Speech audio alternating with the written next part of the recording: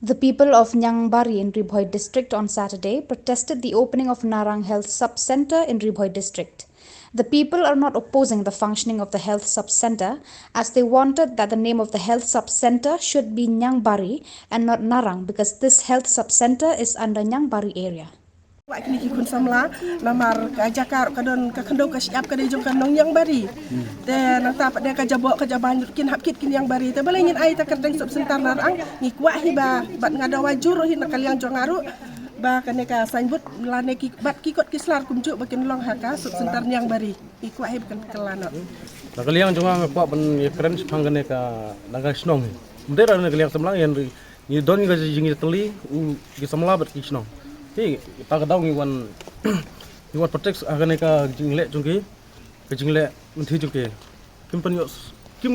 ngore yang ikum nim tu kata ke jingle chungki kan nem tak ski nagaliang chungki ta nga raibit bangi nagaliang chungki bangi dei ban bon bet ni kata mata ka ski ni khang bet ya te ke jing ni chungki tam sub center bet ka wepat ka de ka jingyo kam hani po ayu ambar ba tang kam beria kom cokidar ki ayu kim air ni kani ka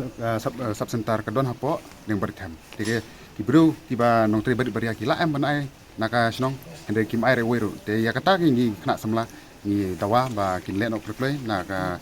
district administration ba kin phaya ka kin kon kam jungi te tang kata hi lar kamploi te ngi haban khang ya kanika yu ka PC ka functioning jong ni ka PC ngin khang tala hadu ba im yo ka insurance na district ne na ki bahe bahani